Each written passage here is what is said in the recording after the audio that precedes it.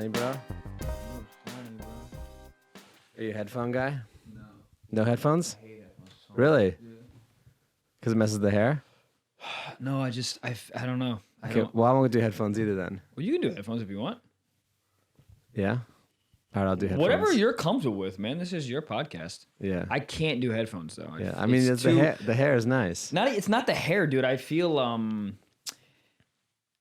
it doesn't feel normal to me. It feels I feel like I'm in a vacuum.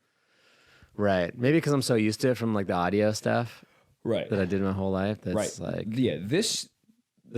I feels, just feel like I'm talking to you. When the headphones on, I feel like it's a thing, and we're locked in, and everyone yeah. gets focused. I like the thing. I've heard Rogan say he likes it because it locks him in. Right. And then it's also because it's one less thing. Like I definitely know both mics are working and, you know, because it's just, That's true. It's just me and you here. There's no other person. Oh, dude. Yeah. If I didn't have like a producer. Yeah. Oh, definitely. Definitely have all that. Is that your lunch? For my lunch. I like it. Nature Valley. Gas station. Bro, how much money have I spent at a gas station In your life? with food?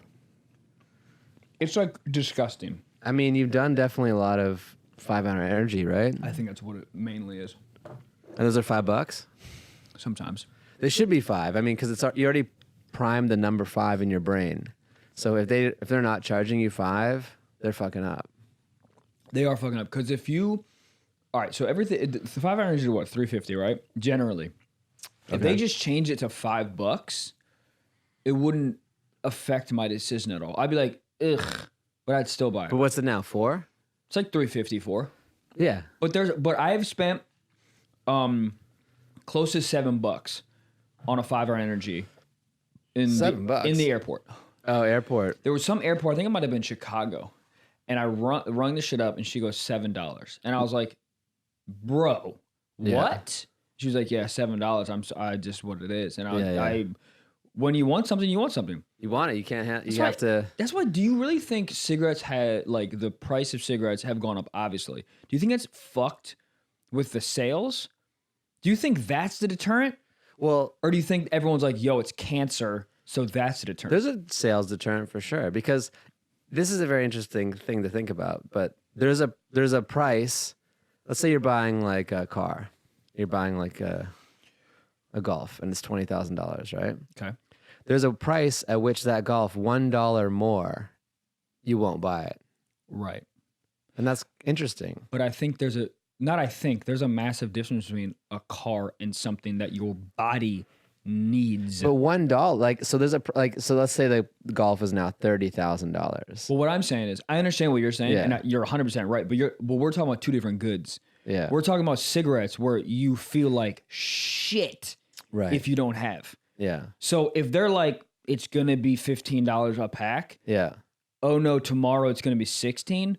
I don't think that person is gonna give a fuck. They're already spending 15. Some people will though. Like it'll start. Like some people will be like, I really gotta quit. Like they go to the store and now it's 16. I'd like to see the sales. Like do you ever? Like I went to. There's a vegan sandwich place I go to. But we're talking. No, hold on. hold on. Oh, okay. Yeah. So I go there, and then the sandwich was $8. Yeah. I was like, this is already expensive for like a breakfast sandwich. Yeah. And then I go there one day, and it's $10. Well, you can go straight to hell. And so, but now, so like that made me not want to buy it anymore. Right. And it is $2, but it's like that's just like it's too much now. Yeah. Okay. To your point, there would be a price where I would start being like, well, see, if they did it incrementally, Yeah. That's how they do it, though. wouldn't- I know, They wouldn't like But- Netflix. It's but- gonna go yeah. $1 at a time. but they went up $2 on you.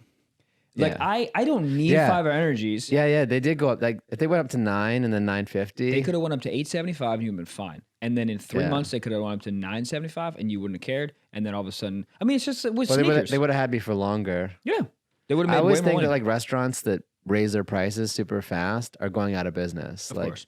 you're like, this is not. I even asked them. I was like, are you guys going out of business? They're like, why would you ask that? I was like, because your prices are crazy. They're like, oh no, it's just Yeah. Also, supplies. you answered with big eyes. Why would you ask that? Like a kid. You're going out of business, you lying fuck. Look at your face. You're Right. sweating. Your kids are here. Your kids are working.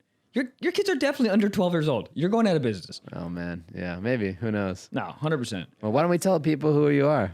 Oh man, hello. Who's Michael Blaustein? Like as a man, As a man, as a proprietor. okay. As a comedian, as a podcaster. Well, I mean, I don't know. That's a pretty broad question. I'm Michael Blaustein. Everyone who's listening. Yeah. I have my own podcast. If you guys want, this seems like I should do all of this at the end, but I have a podcast every Wednesday called Stiff Socks. Yeah, Talk nice. about a lot of just we fuck around the whole time. It's pretty fun. It's a good one. You guys check it out. You guys should definitely check it out. It's very funny. I'm a stand-up comic. Yeah. Tour a bunch and yell at people on stage. That's how we met. What? When I yelled at people on stage? No, we met as you being a stand-up. We did meet as me being a stand-up. Yeah. Might have met you at that show. I think we might have done Rome's show together. You're right. We did Rome show together at the wherever North Hollywood or Sherman Oaks or wherever. Yeah. Wherever that was. Yeah, Right. that's where I met you. And then Rome booked me on your show before you were booked. Yeah, and then I'd see you around at Yeah. town. And then I think we really, when we went to San Diego, that was when we became lovers. Oh man, dude, it happened so fast. It did happen so fast. Dude, friendship is so funny, man, because it happens. I think the speed of it happens pretty fast. Yeah. Because it's like you talk to like women and they're like, they have like trial periods or whatever. I think our dude friendship is so like, it's so like flexible and we don't give a fuck if it deteriorates. That like we're just like, yeah, this is my boy, blah blah blah, and then how long I haven't talked to you in 6 months. It doesn't matter if I haven't seen you in 6 months and I see you, we'll act like right. But not all dudes are like that. So really, you don't have any nitty dude friends? Yeah, but I don't because those dudes are I can't fuck with them. Yeah. But they're far and few between though. The Right. needy friends, the guys are like, how come you have? Dude, I have friends that literally. I have two friends that has told to me at one point in time, how come you don't watch my Instagram stories? Hey, I haven't had that. Go fuck yourself. Wow. I don't watch anyone's Instagram I have stories. needy texters like Ugh. they're like, hey, I would like you. They don't. You don't respond, and then you get the question mark. I want to throw my phone out the window. Dude, you better be questioning me because you need a ride somewhere or something's I'm late. popping off Yeah. or I'm late. Yeah. Actually, no, dude, if I'm late and you question mark me, I won't show up. Don't fucking, you're not my father. I have a I hate that shit when people talk to me like I owe them something or Right. like you raised me. Oh my God. Like that they're trying pisses to- Yeah, but I don't even know if they're doing it on purpose. But Right. that's just how they interact with people. And I'm like, Yeah. how about I don't come to a thing, and how about I kill you? How about that? Is that Well, okay? both- Yeah. God. Yeah, but I would argue that we had a bit of a slow burn. Like we would just kind of see each other, hey, and that was it. And then it kind of built over time. Probably like a year. I would say like I probably knew for like a year before. Yeah, but we weren't. It wasn't like a slow burn where we were like texting a little bit, and then we grabbed a coffee, and then we didn't see each other for a month, and then we did this. It was like we would just see each other at environments that we were forced to see each other at, like shows, and then how did that happen? We talked. I know because I did your show and then you were like, or we were talking about something and you were like, yeah, I'd love to come, whatever, like come, do a show with you at some point, something like that, right? I think you booked me on your new material show, right? and then I think one day you just like, hey, do you want to go to San Diego? Right. And we did Madhouse, which was with Neil, and Neil was just on the last episode. Was that the first time? That's the first time I went to Madhouse. Oh, okay. Yeah, and then Neil came through, and what's so funny about this is also funny about dude friendship, right? I guess maybe it's like everyone's friendship, but like there was a part of me that's like, oh, how is this gonna work? Because I'm bringing worlds together. Because I knew Neil a bunch before I knew you, right? And then I knew you a little bit, so I didn't like know. Yeah, I didn't like, and dude, you're in a car for 2.5 hours, dude. Bad. It could have went horrible. Yeah. Neil could have not liked you. I could have not liked you. You could have not liked me. Right, Because you don't know who someone is until you're on the road. Until you're on the road and you're forced to be in like a car with someone for that long. Yeah. Well, but dude, it worked out though. Oh, it worked out great. This is the second time we hung out or a long period of time. It was kind of a crazy call, but like I had you come feature for me at Madhouse again, and that was a whole weekend. Yeah. So I got a hotel room, and we like we kicked it in the hotel room. Yeah. Like that could have went. That was a bold call. That's a bold call. But it went well. It went great. I knew you weren't a psycho, but Right. you don't really truly know somebody Right. until that situation. Oh yeah, you're sharing a room. Sharing a room, dude. I don't know who you are. Right, You yeah. could sleep like a fucking weirdo. I could snore. You could snore. Yeah. You could like be like a chronic masturbator where you don't even know you're doing it. Like I don't know. I don't know. Could be a TV person. I gotta sleep with the TV on. I hate those people. Oh, they're the That's worst. my dad. Oh no. Oh my. He sleeps all night with the TV All on. night with the TV on. Oh Dude, wow. every time he comes visit me, he asks me, and he knows the answer, but he goes, "Do you have a TV in your room?" And I don't. I have a big TV in my living room. Yeah. But like when I'm going to sleep, I go to sleep. Right. Like I don't need a TV in my room. But he asks me all the time. He's like, "You have a TV?" Not all the time. He's visited me twice, but he's like, "You have a TV in your room?" And I'm like, "Nah." He goes, "Oh well, fuck. Okay." I'm like, "What do you mean, fuck? Okay? Then stay at a hotel." You know what I mean? Yeah, my dad has a TV on all the time at home. Like not in the bedroom, I don't think, but like in the house. Really? So like the news is just on 24/7. Oh, there's just noise. Well, like it's CNN, like just 24/7. But that's what I'm saying. There's no like silence in the house. There's always No, someone talking. I have to turn it off as much as I can. How are you with silence? I love silence. Really? I love it so much that like my favorite thing is putting on the Bose headphones, even if I'm by myself. Really? Yeah. Yeah, I'm very back and forth. There'll be some weeks that go by where I like won't feel comfortable in like I'll be in my house like doing dishes or anything like that, and I'm listening to a podcast. Like anything. Oh yeah, I'll listen to a pod. Yeah. Well, that's what I mean. Like I'm talking about silence. Oh no, like I need interaction. Like I need Right. people, but I don't like ambient noise. That's the kind of silence I need. Like I don't like I like interaction noise or like Okay. podcast or Okay. music, but I just don't like background noise, if that makes sense. Yeah, that does make sense. But I do love New York, and there's like a basic background noise there.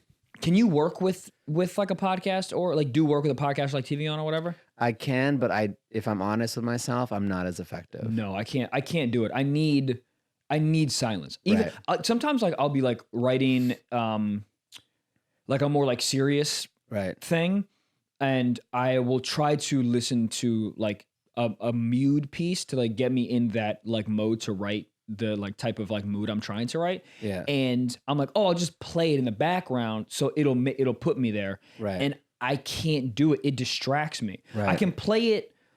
What I like to do is I like to play. If I'm writing like a more like a dramatic piece, I'll play like mood music, or I'll like watch like 5 minutes of like a great scene. Yeah.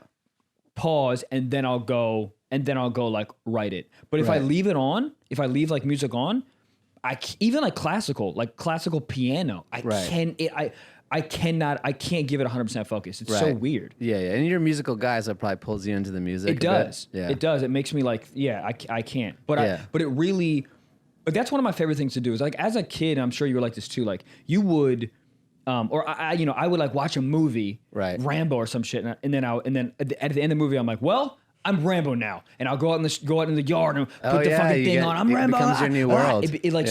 So that's sort of what I do now with writing, Yeah. or even with stand up too. I told you how I do like my stand up process. Like with stand up, I'll like watch like 5 minutes of stand up so I can Yeah. hear laughter, and then my little like kid brain will be like, ooh, I want to do that, and then so I'll pause it and then write. Well, I don't think you ever told me that. Oh yeah.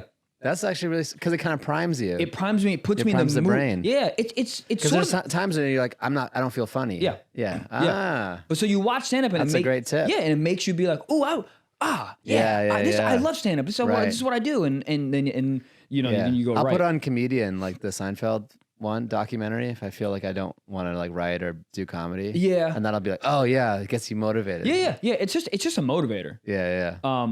But yeah, with more dramatic stuff, it's less of a motivator, more like to put me in that like headspace. Right. Well, I guess it's a motivator too, because I'll watch a scene and be like, Yeah. fuck, that shit is so good. It's like well executed and well written, and the dialogue's fucking crisp. And I'm like, oh, okay, it just gets me motivated to be like, well, I want to do that. Same thing when I was a kid. I was like, well, I want to be Rambo. I want to be, Die Hard or whatever the fuck. Yeah. The other thing that worked out well was for us traveling was we were able to go to Starbucks and both be silent. That was a big test best. too. I was like for like 4 hours and write and kind of be okay. Dude, I have people. I have people in my life, and it's funny because I say in my life that are I guess I would consider them friends, but I couldn't hang out with them for long stretches of time. Right. When I'm like, yo, silence is fine, dude. Yeah. Like you don't gotta. Like I drove a little bit. This was like maybe like a year ago, and he's still my buddy. But we're like driving to a show. It's like an hour and a half away, and we'll be talking, and the conversation's cool. Yeah. And then like it's over, the topic's over, and then he'll just be like, and then we'll sit for 5 seconds in silence, and he'll be like, "Oh, an Exxon, man, what's up?" I was like, "You're just reading signs." Oh yeah. You know what I mean? Like you're just trying to fill the space, Right. and I'm like, dude, we can sit here, Right. and it's fine. I don't care. I love silence. It's hard for like our brains to cope with silence, depending on the person too. It's like we want to fill the need, and there's a certain awkwardness that like I'm glad we didn't have. Like we didn't feel like we had to talk. We talked a lot, I would say. Right? Yeah. Like when we talk a lot, and then if we need silence, we're just telling everyone about our relationship. I think they're interested. Yeah. You know what's funny about just like there's so many things you talk about on a podcast, and in retrospect, you're like, fuck, dude, people are even interested in shit. Right. But there's like podcasts are funny because like two-pronged, right? One, everybody can relate to human interaction. Like even if it's like on the most nuanced human interaction, people understand. And also, dude, a lot of times we were just talking about, we're washing the dishes, listening to a podcast. Like there's something to be said by just hearing people talk. It's human connection. You're just having a conversation. You're just not chiming in. Yeah, it's like being in New York at a Starbucks. If you're not Right. listening to music, you're just listening to other people's podcasts, Yeah. like that are like next to you. Speaking of New York, we were just both in New York. Yeah, Randomly at the same time. At the same time, dude. The Doing universe is comedy. just putting us together. Oh, it was great. It was so fun, man. Yeah, You and love New York, huh? I want to move back. I talk about it a bunch. But What would be stopping you? just life, family. And it's like I've started over in cities so many times. How many times? Let's see. So I went from Vancouver to Seattle to New I didn't know you York. went to Seattle. But that was more of that. I didn't bring everything to Seattle. It was just like a stint. Then I went to New York, and then I went back to Vancouver, then back to New York, and then LA. Okay. And like I would say the main startovers were once in New York, once in LA. And so like to just sell everything and go, so to speak, Yeah. would be like that's like I feel like I wouldn't do that at this stage in my life without really having some comedy momentum in that city. Right. And it's also, dude, like it's way harder for you because you have like a wife and kids and a fucking mortgage and like, I mean, there's way more moving pieces. Right. And I think it's more advantageous for me just to do trips like the trip and just do like a week of shows. Right. And then come back. Right. I mean, I haven't had friends. I was texting, Gavin Matz. Yeah. We were just texting and he was like, "Oh yeah, I love New York, but I might move back to LA." I think it's this constant thing because he moved from LA to New York, and then I know, but it's so unhealthy, man, because people, and not talking specifically about Gavin, talking about just like everyone, we always have this thing where we're like, oh, if I, and some people are willing to verbalize it and other people are not self-aware enough to understand that's what they're doing. But it's always just like constant chase of being like, oh, if I was here, my Right. career would be here. Or if I was here, my career. It's like you can't chase it like that. Right. You know what I mean? because you're actually what you're running from is yourself. You can't run away from Yeah. yourself. So you're like, oh, I'm going to be happier here. Right. I mean, dude, I had to tell myself that a million times because I was in New York for 7 years and then I came here. Yeah. And for the first year and a half, dude, I was depressed, dog, for like a year and a half straight. It was horrendous. I had no money. I wasn't getting spots. I wasn't integrated into the network, like, the comedy network, whatever. It was horrible. Yeah. But what I kept telling myself is like, dude, there's a reason that you left New York. Right.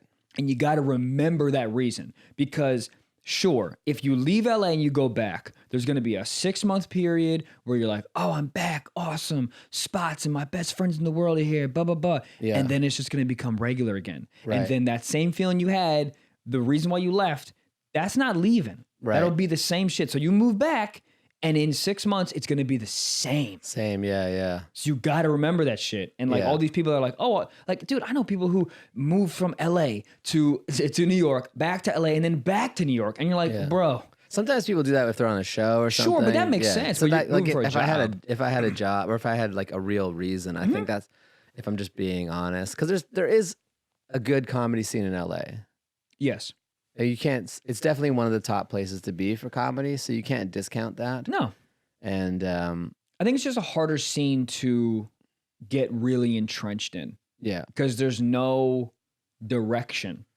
Like in New York, there's a direction. there's like, all right, here are the 9 clubs, and they do stand-up comedy in these 9 places. So, or whatever the numbers are now. But like, so you can be like, there's trajectory in that, okay, I get past here, I get past this club, I get past this club, I get past this club, then all of a sudden I'm doing spots, and you feel momentum moving forward. Right. But here there's just not enough clubs, and because there's not enough clubs, all the super famous people are performing at all them. So it's hard to even get in any of these places, and even if you get in, you're getting like 1 spot a month, and then you're like, what am I doing here? Yeah. I would argue that the clubs in LA too are all top tier. Like we have 3 top tier clubs that are hard to get in. Like where if you have more clubs, there's you can maybe if you're not getting in the top 3, you're getting in number 5. And then once you're in number 5, you're getting more spots, and then people know about you. You get in number 4. Yeah. But like here, it's like there's just like 3 really bold gatekeeper clubs, that are hard to get into. Right. And there's the outskirt clubs you can get into, and that's all good too. But the issue is like, since there's not a lot of clubs, there's a lot of comics, and even if you're on like the 4 or 5, you're into like the number 4 or 5 club in LA, you're still in line. Yeah. And even if you're crushing that, and we've talked about it before, but like that's the most interesting thing is like, if you crush, it almost doesn't matter in LA.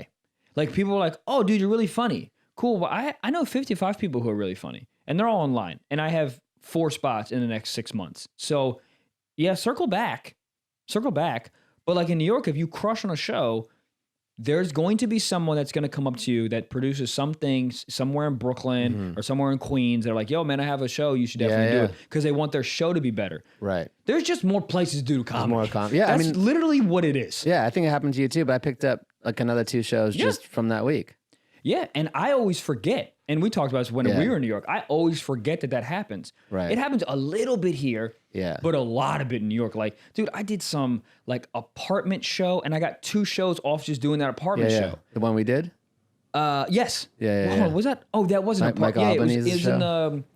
Yeah, it was in like the lobby or whatever, or not the lobby. The the like game room. Yeah, Long exactly. City. Yeah, that was shout out to Michael putting us on a show. That was a dope one. Albanese. Big man Mike. Yeah. But yeah, it's so it's fascinating. But yeah, I just had to keep reminding myself that like it's gonna be the same. You're gonna go back to New York and be happy. You're gonna do spots because the feelings are the same. It's all from within. Yeah. And that's with everything. That's not just with comedy, dude. That's with fucking everything. Yeah. That's why therapy's so important. I'm just coming from therapy. Fist pound. What's up, dog? I've never gone to therapy. Yeah, I know. You need it.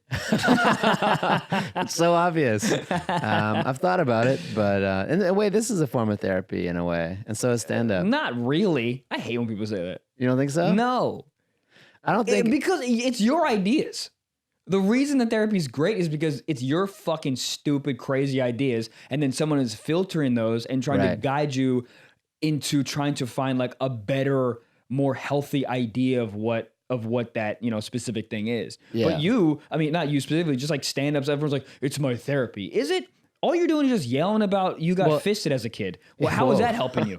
It's therapeutic. Let's put it. That's therapeutic. It's cathartic to yell about it, sure. Yeah. But you're not. I mean, I don't know if it's hard to say. It's short term, like healing. Right. Sure. If you hit a pillow and you're like, oh, I can't believe Uncle Tom did that when I was 6. Sure, but that's short term. You're not healing. You're healing yourself in the short term. But like therapy helps you so you can continue on with your life in like a long term solution or healing process. Deep dive into the issues. Yeah. Yeah. So how come you haven't done therapy? Never got to it. That seems like a cop out. Don't you? Okay, so like, what was your first step? Do you like? Are you on Yelp, like finding a therapist? Like, for most of my things, like once I think I have to Yelp it, I'm like not doing it. No, it's not a Yelp. I mean, I'll be straight honest with you, man. Like, it was very hard to find a therapist in LA. Right. Like, dude, it took me a good one or like just a therapist, dude. Because they're all booked? Oh my God, dude, they're all booked, or they don't take your insurance, or they're horrible. Oh, they take insurance? Yeah. I didn't know that. Yeah, dude. Okay. I pay nothing for my therapy. Are you serious? Yeah. I didn't know that. Well, I mean, obviously. How do you think that? I mean, some obviously don't take insurance. I've never explored it. Yeah, so like the only thing I just know like Tony Soprano, and then what was that guy? Jeffrey Epstein? No. Oh, okay. Epstein. I don't know. I'm just fucking around. He was the Robin Thicke's dad. What was that show? Good Times? No. Robin Thicke's dad. So Oh. He played a therapist. Yes. I love that God, show. What was that show? And Leonardo DiCaprio was on it when he was when he younger. was a little kid. Yeah. And then the Jesus guy was on it. Jesus guy. Kirk Cameron. Remember he became super god and No. quit acting? No. But I always liked him as I was like, oh, that would be a cool job. I think I'd be a good therapist. I honestly think you have good therapy cadence. Yeah. I think that's important. Right. You got like a full voice. Oh, wow. It's like soft, but it's full. Like you could read me a story right now and I would go to sleep. You fall asleep? Oh my God. What Instantly. do you think? Huh? I got a zoo book there. We could do that one. Oh man. I would love to write children's books. Would you? I really would. I think I would write them really well. You could put yourself in the children's books. Yeah. There you go. Dude. Blau goes to sleep. And then they're all just Blau goes to a thing. Right. Blau goes to the zoo. Blau goes to Starbucks. Blau goes Writes ice some skating. jokes. Like, this is very specific. This book you have here, Michael. Really so you good want bits, though. I'll tell you. Yeah, Penguin Publishing is going to be.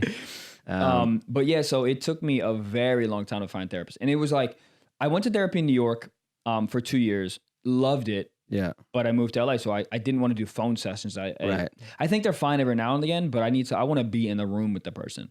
Is it like exactly because everything I know is from TV, so are you laying on a couch? No, I mean you can if you want. I've never laid on the couch. Oh, so you're just like in a chair? I mean, there's a couch, but I'm seated on the couch. Okay. I don't lie on the couch. So I'm always picturing the person laying down and then like they're behind you. Just Well, yeah, being that's like the. Yeah, no, that's like the hack version. That's a hack. Okay. Yeah, listen, I am positive that there's people that we know that lie on the couch. Right. I've never felt the need to lie on the couch. Yeah. I felt the need to sit on the ground. I've done that a bunch. Right. You do know you how- ever, you do you know ever how- storm out? No, Did you play video games at all? not really. The only video games I ever played were like sports video games. No Grand Theft Auto? No, Okay. I mean I know the concept, but I don't. In the latest one that's based in LA, the guy has a therapist. Oh, sick. And you have to go to therapy. Really? So I've gone to therapy in Grand Theft Auto. Okay. Oh my God, can you imagine? Like, no, I go to therapy. Oh yeah, Grand Theft Auto, but I mean I still Right. go. But he storms out and does stuff. Really? Yeah. Now, dude, therapy is it's great, man. But so I went to therapy in New York, and then I left because I moved here, and then I didn't have the right insurance and blah blah blah. So I didn't have a therapist when I was in LA for like a year and a half, Right. Or no, 2 years. And it was like I was getting to a dark fucking place. Like I was just not doing well, and I was like, I knew I needed to find a therapist to help me out of it, but like I just didn't. I didn't have enough motivation, and I just was like, it sort of felt like how you feel. You're like, what am I gonna do? Yelp it? Yeah. Because my therapist in New York, someone wrecked me to him. Right. So I had like that wreck. Yeah. And so like I trusted her, and then so I met the therapist. All the medicals, like I feel like I might need to get Invisalign because Okay. I have a little bit of a bite issue. Okay. And like just the first step of like finding the dentist, I'm like I'm stuck there. Really? Yeah. Dude, Invisalign's like $5,000, bro. I've looked into it too. It's so expensive. I think it varies. Like I've had friends do it for like 2 Oh, really? to 5. Yeah. It depends on how much you need. I mean, you could do like what is it called? Like how bad? You could do like direct smile.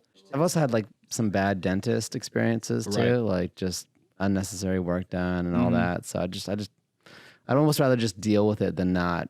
Is it like a bite issue where it's like affecting you on a day-to-day basis, or you just want like just vanity purposes? No, I don't think because I have pretty straight teeth. Oh yeah.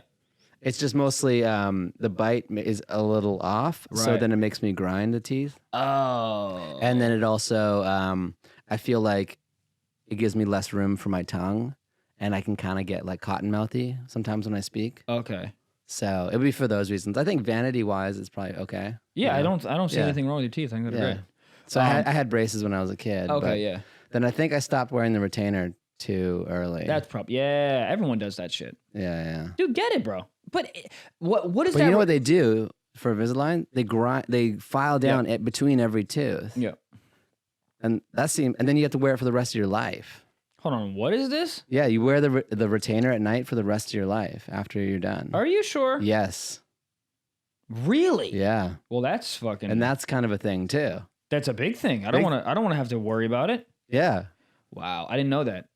I'm still I'm still thinking about doing it. But, But let's see. You're good too. Oh, yeah, you had braces, right? no, I didn't have Oh any wow, braces. you got really straight teeth. Hey man, thank you. Yeah. But I have like a little bit of the overbite, so I was like, let me get it. Cause dude, I don't know. I Yeah. just feel like You have overbite, I have underbite. Let's just You meet wanna in the switch, middle. dude? Yeah, we'll make a baby and it'll be hey, perfect. good idea. We'll go to San Diego and fuck.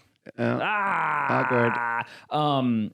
Go to therapy, man. That's what we're talking about. I want you to go to therapy. This is your angle. I think it's fascinating, and Yeah. yeah, man, I think it's fascinating, and I think that you'll get so much out of it.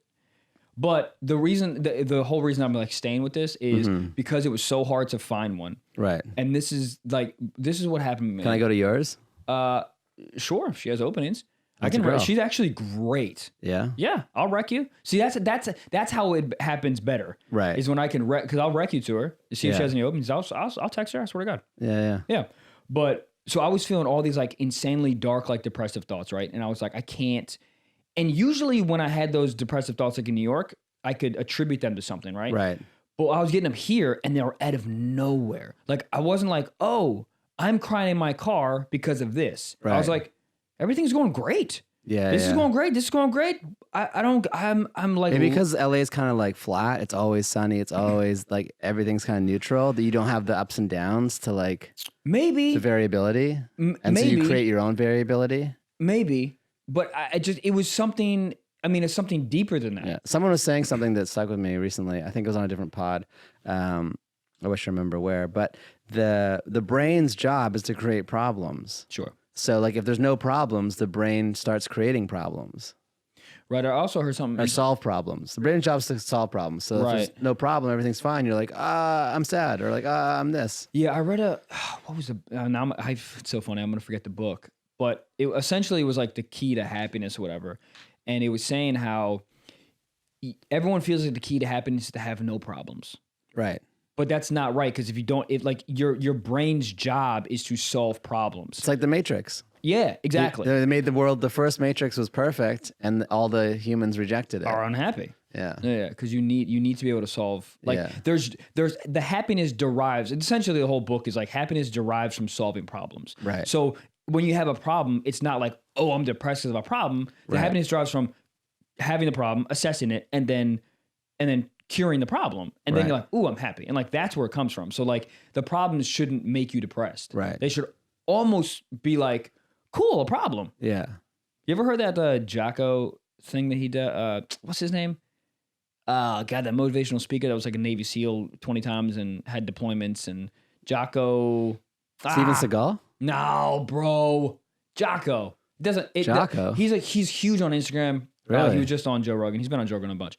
But he Never has heard of him. he has his video. I'll send it to you afterwards. It's the best, dude. Yeah. Because he's like this big jack dude, and there's like heavy metal music playing in the video, and he's just like, and he has this like real raspy voice, Right. and he's like, you know what you got to do? You got to assess your problems in a different type of way. I'm obviously paraphrasing. Yeah. He's like, you got to assess your problems in a different way, and rah, rah, rah, rah, like all this music and shit. He goes, yo, when people come up to you and they go, hey, listen, you broke your legs, you're not gonna be able to do the marathon. You know what I say? Good. Gives you more time to practice, or blah, blah, blah, blah, blah. So he's like motivational. It's just the whole idea of the entire motivational thing is like, or that video, he just keeps saying good. Mm-hmm. Like, okay, you didn't get Conan. Good. You didn't. Like owning it, The yeah. agent didn't want to Right. sign you. Good. Yeah. It's like, it's such, I'm getting chills thinking about I it, feel better dog. just think of it. I'm telling you, Wow. it's a weird thing where like, because your brain immediately Right. goes, oh God, this agent didn't want me in my cruise, blah, blah, blah, blah. No. Yeah. It's Or- like, yeah, accepting and moving on. Yeah. Or accepting that it's the best outcome in Right. that moment. Yeah, And yeah. like, obviously that's always like the when you step back and gain more perspective in 2 weeks, you go, that's right, it's better because blah, blah, blah, blah, blah. Yeah. But like, if that's your first reaction, Yeah. fuck, dude, that's great. That's fucked. Great first reaction. You know what I mean? I have a fucked up bite. Yeah. I need Invisalign. Good. Good. Yeah. Good. Call some people. Good. Call some people. And then Right. maybe you don't get Invisalign, but you know what that does for you? It gives you less resistance when you have to find a therapist. Because you're like, it's easy. Just make a phone call, blah, blah, blah. Right, yeah, You yeah. know? But You can handle it. Yeah, dude. Oh, I got to send you that video. Yeah. Yeah. Fuck, I got to send you that I video. mean, speaking of problems and stuff, Yeah. I think like as a comedian, you've solved like one of the biggest ones, which is you are a stand-up. That's your job. Yeah. Yeah, and yeah. you got to give yourself a pat on the back for that. Yeah, it's always I mean, you got to be in the 1% just for that. it's that weird thing where you don't like you did it. You know what I mean? You did it, and that was your dream, and you did it, and you're paying all your bills. Yeah. Off doing jokes. And Jim Carrey had this cool thing I read one time. He's like, he goes, sometimes, and this is obviously a while ago, but he's like, sometimes I look around my apartment and I go, oh wow, look at that lamp. Yeah. Jokes bought that lamp. Jokes bought the lamp. Oh wow, look at this couch I'm sitting on. Jokes bought this couch. That's fucking awesome. And I've done that a few times where I'm like, dude, I'm living in this apartment. Jokes pay rent. Yeah. Jokes bought this couch. That's like Jokes bought this TV. Amazing. Yeah. So, but it's like, it's hard to maintain that perspective. Right. It's hard to, and you know, I keep saying this, but we had this conversation in the car to, where were we just at? San Diego? San Diego. Yeah. In San Diego, when I was talking about, there was this show I did. Oh, what am I talking? Dude, you're on the goddamn show. But like I had some like fans from the podcast come out, and I've never had fans in my whole life. Yeah. Yeah. And I said this to you, I was like, dude, I need to just remember that this used to not be a thing. Right. Because in a year, when there's not 10, when there's 100, right, I need to remember that there used to be 10. Right. And I need to remember that there used to be 0. Right. Because you're as a human, you have a hard time like maintaining that perspective. And that is I mean, that's another key to happiness. Is you have to maintain that. You got to celebrate your wins. Yeah, dude. Yeah, and like and step back and be like, dude, there are people who would murder the whole family for 10% of what we have. Exactly. And then there's a thing too, like I think we were talking about as well, which was like, I would say a year ago, you were still headlining and you had fans, but now you have a different kind of fan, which I thought was very interesting, like seeing you with like the comedy fans, and now you have the podcast fans. Dude. And they kind of want different things from you. Yeah. Well, it like, felt like the podcast fans want the hangout. Yeah. Well, like the post-show hang. Because they think they know you. I mean, let me take that back. They don't think they know me. They do know me. Right. It's just a weird.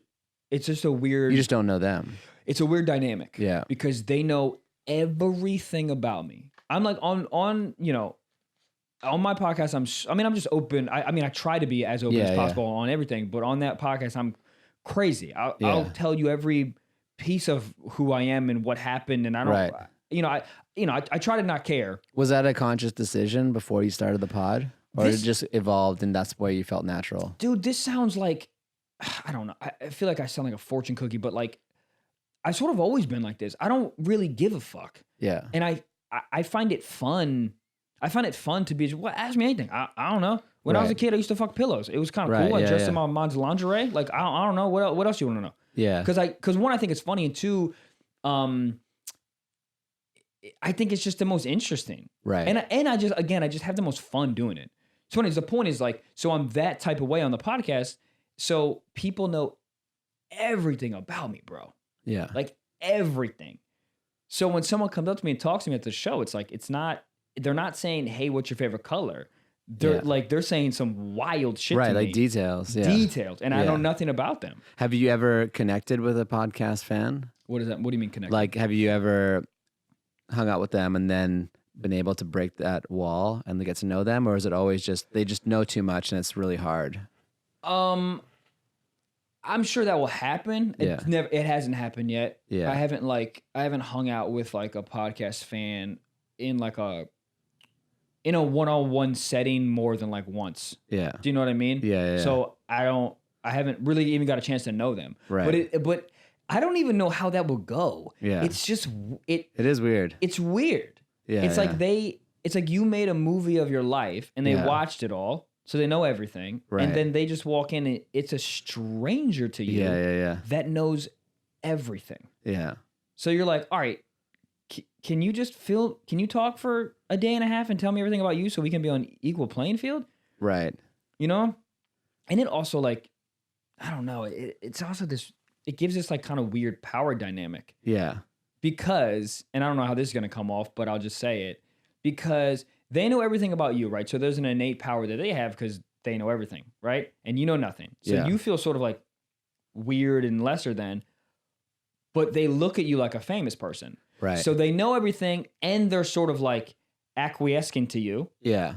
so it's like I don't know how, They kind of want some validation, Yeah. or like they kind of want to be let in. Like I saw Rogan at the Improv, yeah, and I met him, and he was very nice. yeah, But also, what I noticed is that there's so many people clamoring to talk to him, and he was so nice to them. yeah, And he gave them like a really good, just like connection. yeah. But then so they could kind of move on and like keep it moving, you know? Right.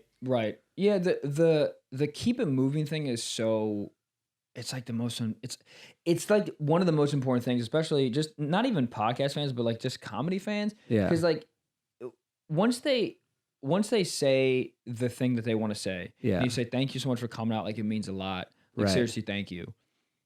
And then they keep going, then it gets weird to me. Because then I'm like, I don't know what Right. I don't know how Now do it's we like an interact. interview or something. Yeah. Yeah, I don't know how to interact past that. Yeah.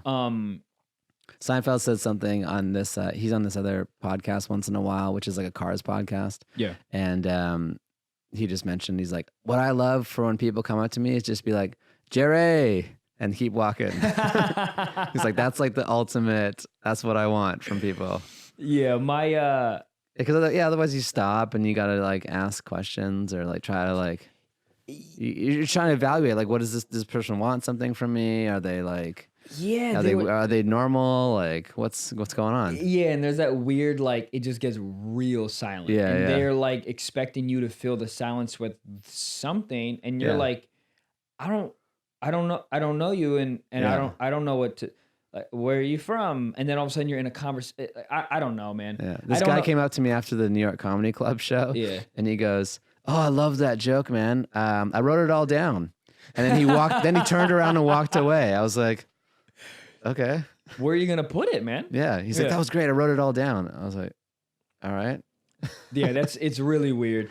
But at least he left. Yeah, well, yeah, that's the best. Yeah. But the after the picture thing is weird too. Yeah. They take a picture and then they're just like standing there and you're like, Yeah. well, thank you. I don't know. Yeah. I don't know how to do that yet. Right. I don't know what the answer is. Well, I mean, because you have that, your podcast is at a place and your celebrity's at a place where people are validated by a photo with you, which is, also interesting and great. Yeah, dude, the whole thing. What's it thing is called when odd. you post a photo of yourself with somebody? There's like a term for it. Oh, I don't know. Ah, I mean, there should be because that's like yeah. There's you know, there's a like internet term for like when you're using photos of celebrities to be like I'm cool or whatever. yeah. It's some Yeah. fancy word for validation, basically. That's so funny. Yeah. Yeah. And we all do it. I mean, we all like want to be validated or. Yeah. Have you ever like? I try to do this before I post something. I go, okay, why am I really posting this? Yeah. And even if the answer is like, because I want blah blah blah to see it, Yeah.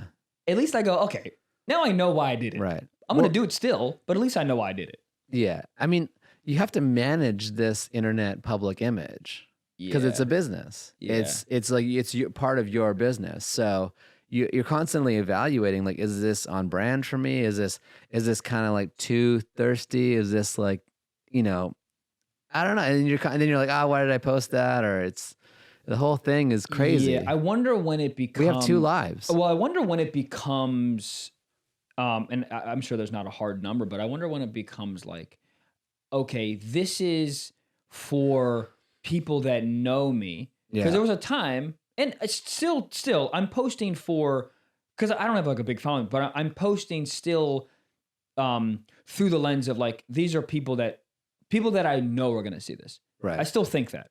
These are for the people that I know, and maybe they'll think it's funny, Right. maybe they won't. But like, I wonder what the number is of followers where you go, okay, this is for like the fans. Right. Like I'm going to be judged from the fans, not from like the 10 comics that I know, and not from my cousin, and not from Right. my dad. Do you know what I Right. mean? Like That- who you play at a certain point, yeah, that's actually really interesting because you'll have to decide who you're playing to. Yeah. Are you playing to your other comedians, Yep. your friends, or are you playing to your fans? Yeah, I wonder Or is it all one and the same? Yeah. For some people it is, for some people it isn't. Yeah. I just wonder when that cutoff is, because I'm sure, like, I mean, again, there's not like a excuse me, there's not like a hard number, I don't think, Right. but that is an interesting transition. Yeah. From being like, oh, I'll post this of me and my nephew because my sister will see it, and then like, oh, I know that like Lindsay will maybe see it, and then she, Yeah, she yeah. likes my nephew, whatever. Yeah. And then it switches to, all right, I'm gonna post this picture of me and my nephew, but like, do my fans want to see a picture of my nephew? Like, I mean, it Right. just becomes the brand thing you were talking about. Yeah. And it's also like, then if people like you and what you're saying and how you're revealing and you're open about yourself, they're gonna like what you post too. And if they don't, it's all just moving down the feed anyway. It's not gonna make or break you.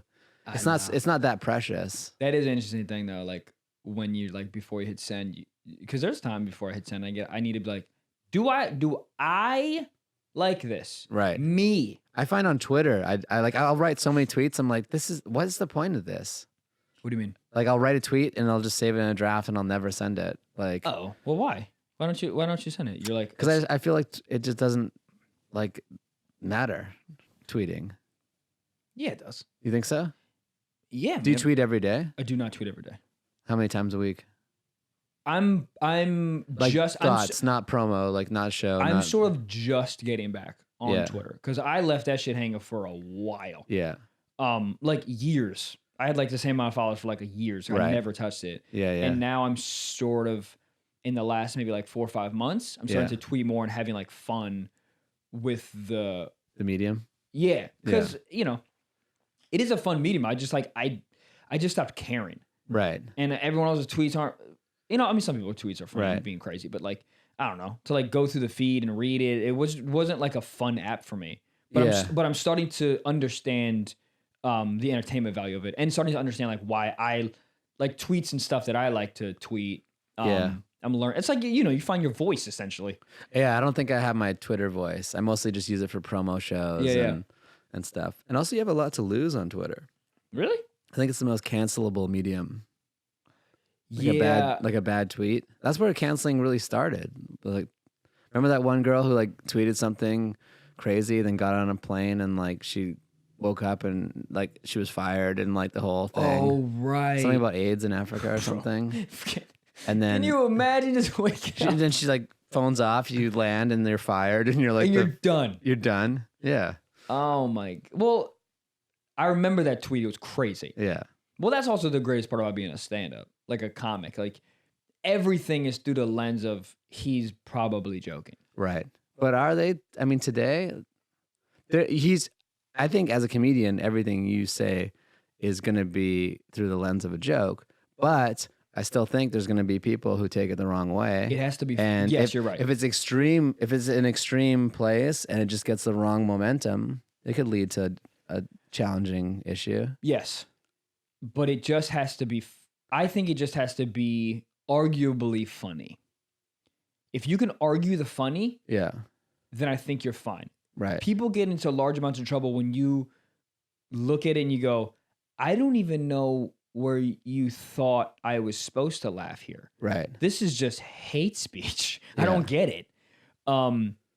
And that's when I think when comics get in trouble, you're like, I don't Right. even know. And comics like, yeah, you can't get mad at me for the attempt, which is true. Mm-hmm. But like, I gotta look at not me. I mean, I think like you have to be able to look at the words and be like, oh, I see where you thought that I might laugh. Right. That's when I'm like, on board with like, it was an attempt. You can't. Yeah. I'm a comic. I'm gonna attempt some crazy shit. Blah blah blah. Right. But like, there's countless examples of being like, I don't even. It's just not funny. Yeah.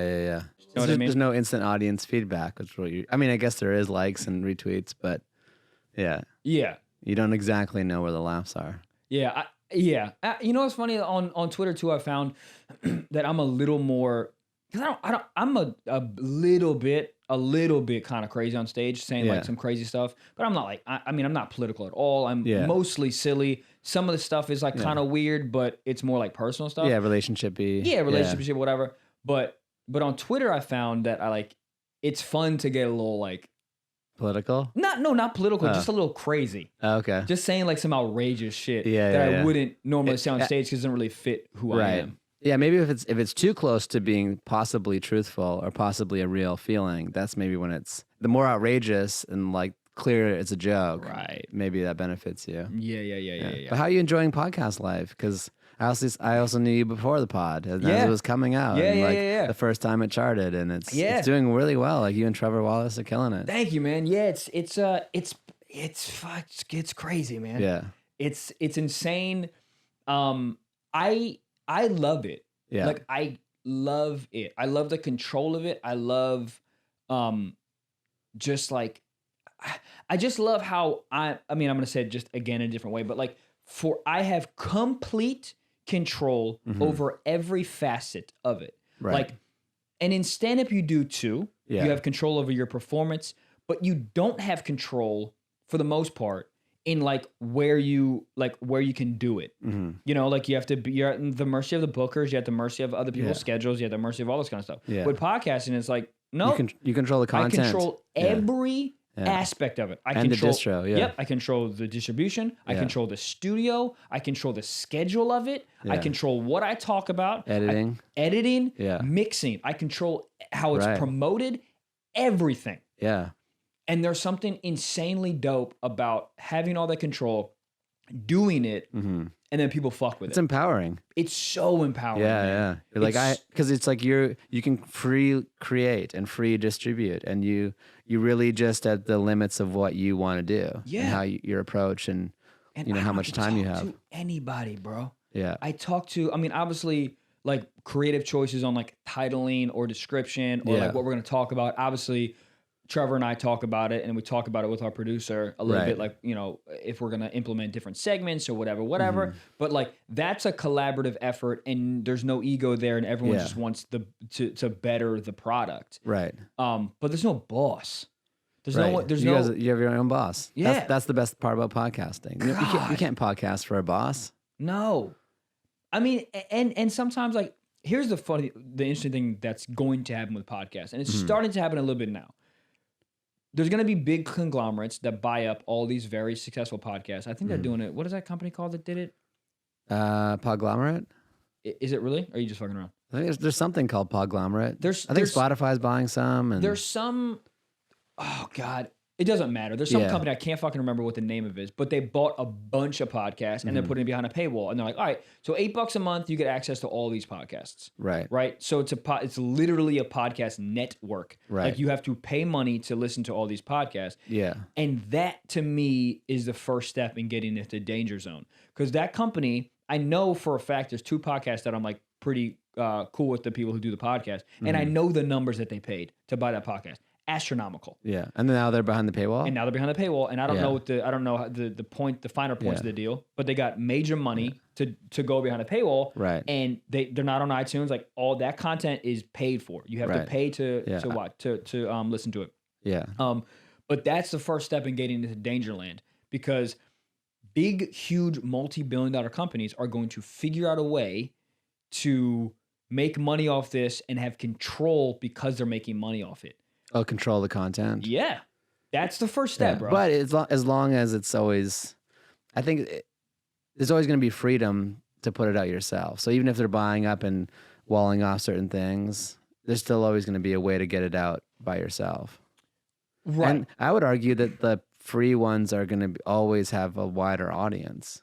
Right. But then you're thinking of, this might not be like a one-to-one comparison, but then you're sort of talking about TV versus doing, you know, a TV show on YouTube. Right. Like if you put a show, I mean, maybe not now, but like I'm talking about 5 years ago, right? If you have a TV show that has like a bunch of bosses and you know, a bunch of levels, and everyone has to say yes to it and blah, blah, blah, blah, blah, and controlling the content completely. Yeah. Right. But at the end of the day, it's going to be viewed by way more people, and the quality of it's going to be better. Just maybe not the quality, but like, you know, the quality Production in terms value. of like the way, exactly, production value and all that kind of stuff, right? Or you can do it on YouTube, and then you get some people watching it, whatever, and then you get like 100,000 people. Yeah, I mean, viewing it could very well go that way, that like the quality content is behind the paywall, the quality-ish or the well-produced, or Right. I mean, I like some podcasts that are like under 30 minutes, Right. very slick with the sound effects, and you subject, you know, beginning, middle, end, conclusion, and I like some that are just free form. They're just like 2 people talking. Yeah. And there's kind of room for everything. I mean, dude, it's a wild west right now. Yeah. Dude. And that's what I love it. I mean, we're literally talking to, Trevor and I are talking to like a media company, because they're gonna possibly do our ads. Yeah. And we asked a certain amount of questions, and there was one answer that was so funny to me, because essentially he was like, "We don't know." Right. He literally goes, "It's the Wild West right now." Yeah. So we're trying to get a more like everyone in the industry is trying to get like a more uniformed. This is how we do, CPM, and Right. this is how we whatever. But there's not. Yeah, there's not full transparency in the data, and there's different. You can access the pod from different platforms. Yeah. And it's hard to get a unified number. I can imagine. Yeah, it's not even the transparency of it. It's like just nobody knows. It's not even like they're trying to hide. It's like nobody knows how to calculate certain things in a proper way, and then other companies care about listens and other companies care about downloads. And it's like there's not nobody knows. It's like we're trying to get like an accurate answer on what they think the CPM is, and they're just like, well, I don't know. Yeah. Essentially, they didn't say I don't know, but like that's what they said. And I think it's a fascinating time to be in this medium right now. Right. Because it's hard to know if we're in the first few innings or in the late innings. And you never really know at the time. Because I think people are arguing, oh, the podcast is saturated. It's just too many podcasts. Right. This is all going to go down. But they've been kind of saying that for 5 years, 6 years. And they're going to say and then more and more come out. 20 years. Exactly. So I feel like it's early still. I feel like even though it feels like it's saturated and it's so many and this and that, it's like the beginning of YouTube still. You know how you can tell if you're in the early stages of it? When the ad dollars are astronomically moving up every year. And that's what's happening? Oh, yeah. I didn't show these numbers? No. Oh, God. I want to give you accurate numbers. It's really crazy. It's like, hold on, dude. It's something like it doubled last year. It tripled, dude. Hold on, let's just do this. Ad dollars, podcasts. Let's see. It went up. Oh God, I wish we had someone we can yell to Google this because I'm so bad at Google. Yeah. Info tripods. But even if it's 2 or 3 times, it went up a lot, right? Here we go. Revenue podcast, advertising, predictions. Okay, right. So this is exactly what it is. So in 2018, it was $419 million. Ad spend, right? It's going to hit $1 billion in 2021. Okay. That's crazy. Yeah. It's jumping up double. Right. Or more than double in 4 years. That's how that's just an example. I'm like, oh, we're at the beginning of this. Mm-hmm. Because you think they're going to jump that much money and not keep going? Right. Because if you look at radio spend versus podcast spend, there's way more money in radio spend. Oh, but radio is still huge. It's huge, but they're going to start moving those dollars over to podcast. Right. So we are in the beginning because 2021, 1 billion, 2025, 2 billion. Yeah. You know what I mean? It's just going to keep going up. So I do think that we are in. And that's good for the creators. Because are you guys on ads yet? Are you doing ads? We've done a few ads because companies hit us up directly. Right. But we are in the contract stages of figuring out what media company we're going to go to get those to do ads. Yeah. But and you guys are on the Patreon? And we started a Patreon 2 months ago. Yeah. And you guys are happy with that so far? Dude, I am over the moon about the Patreon. I think our numbers are great and they're we have a good growth it's only been 2 months, but we've had a great growth in a month, and it's averaging I don't know what the percentage is, but it's averaging a pretty good number per day growth. So I'm very happy with it, and I think that we are trying to kind of create our biggest fans community in the Patreon. Right. You guys have very good fan interaction with your pod. And I know you're probably just in the early stages of it, but reading letters and talking with them. Yeah, we have those 2 segments. Dude, I think it's crazy important, man. I spend, it's a small business, dude. I spend a lot of time, going over analytics with the Patreon, responding to everybody on the Patreon, and try to respond to everyone on DMs because I think that fan interaction is so important, dude, because it's a simple, hey man, thank you for your support. I appreciate it. That's actually a funny idea. Maybe we might implement that. Whatever the message back is. Fans are a relationship. It takes me 20 seconds. Even with record labels, record labels used to sell people CDs. Yeah. And that was here's $15, here's your disc, I'll see you later. Yeah. But now the music comes from Spotify, which is a third-party platform. So what is the label selling? What are the artists selling? They're just selling a relationship. All the music's already over here. We don't take any of the money directly from you anymore. Okay. So they're selling the next phase of the music industry, I think, is people, companies, and artists capitalizing on building relationships with the fans, making that of primary importance because they're going to get the music from whatever platform they want. So the end result of that relationship is essentially a tour. It's a tour and becoming a fan. But I guess what I'm asking is like, where's the end result of the relationship, right? Mm-hmm.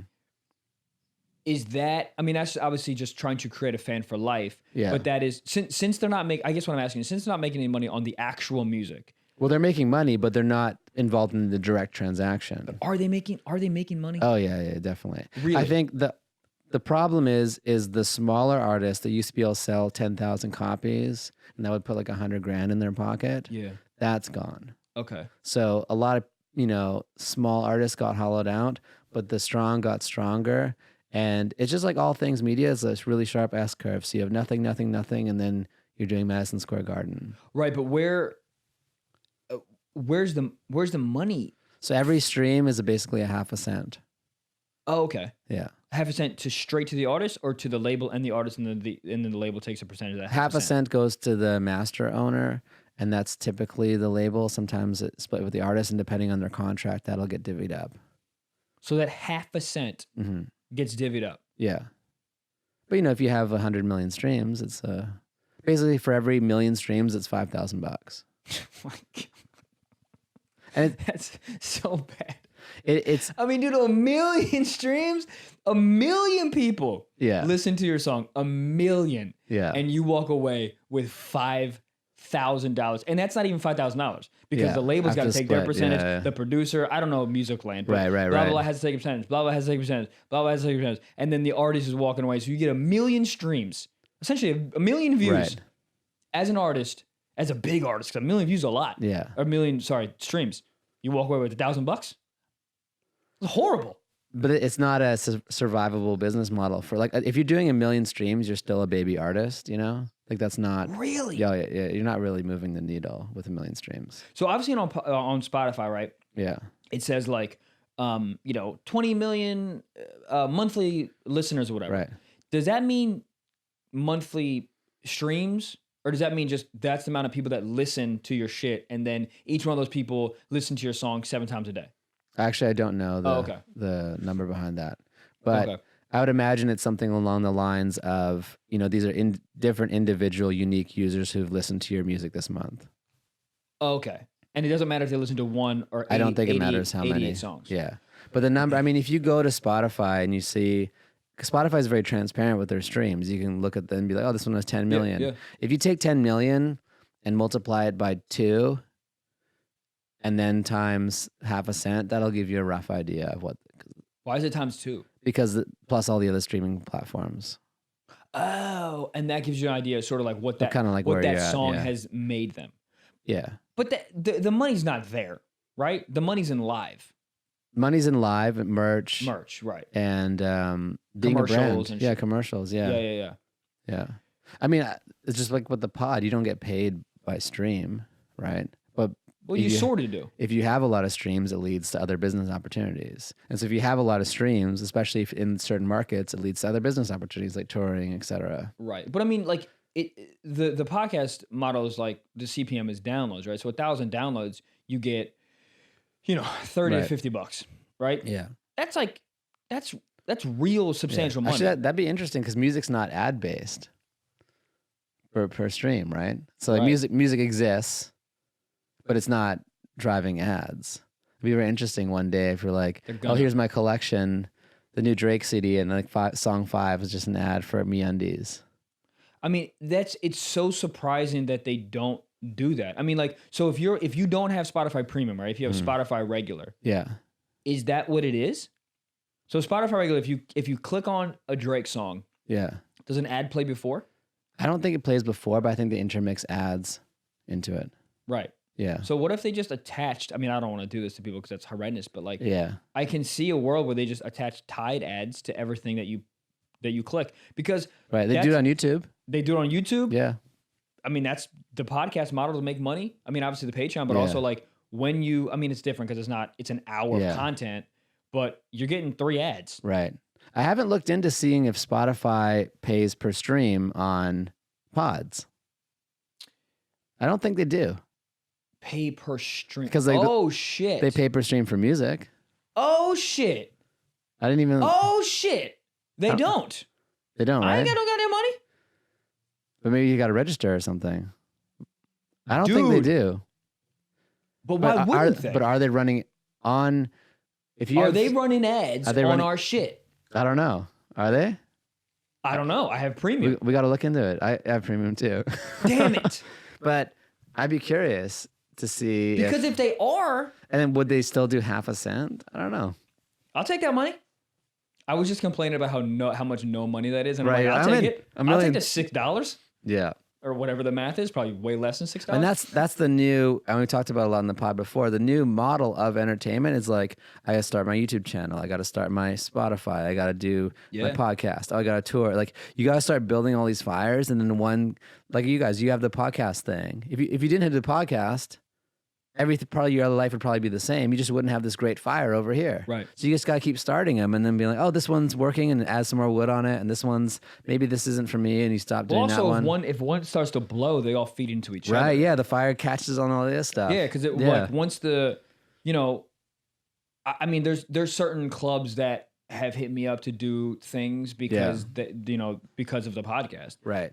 So it's like once my fan base or even the podcast, just specifically the podcast fan base, once that starts growing, then it's like then you're doing way more on merch, then you're making way more on ads, then all of a sudden it feeds into live stand-up. Sure, live podcast stand-up, but also my specific stand-up and Trevor's specific stand-up, and it'll all and then obviously if all that's starting to percolate, then all the regular businesses, when I say regular, I mean like, agencies and managers agents and managers are gonna be like, hey, you should do this commercial. Hey, you should do this MTV show. It needs a host and blah blah blah. And the only reason that they would be like, oh, there's a host because they have leverage to be like, hey, this guy's podcast has 350,000 downloads of blah blah blah, and he has this fan base and blah blah blah. Like you should look at him and he's really funny and da da da. So like it's all just one thing can add so much value to everything else. Yeah.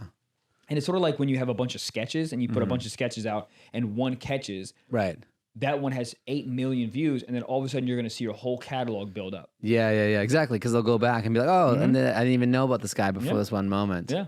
Yeah. It's almost like life has become like mini viral moments for like this one, like you find one fan and then you kind of go viral with that one person. Yeah. My buddy Akash Singh, super funny comic.